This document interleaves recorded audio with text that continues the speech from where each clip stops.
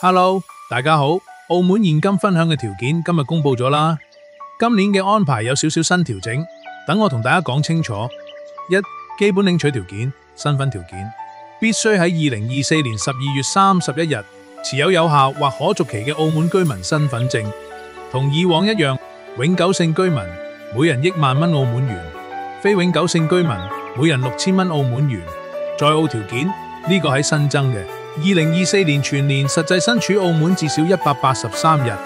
二、豁免183日要求嘅3類人士，即使唔夠183日，以下人士照樣可以拎錢。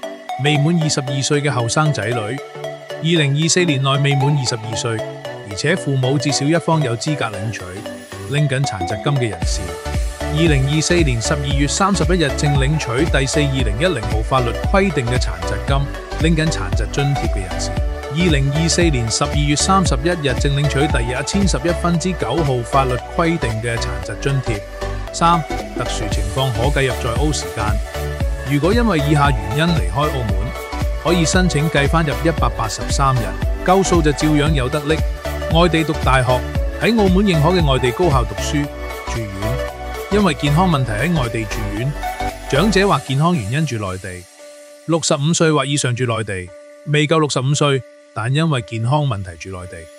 外地工作，幫澳門僱主而喺社保基金登記做嘢，為咗養澳門嘅家人而喺外地打工。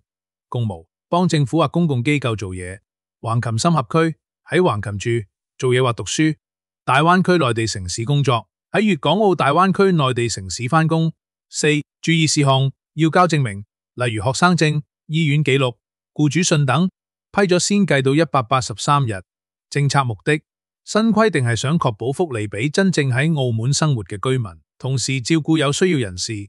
如果有疑問，可以聯絡澳門財政局或身份證明局查詢。今次講到呢度，多謝大家。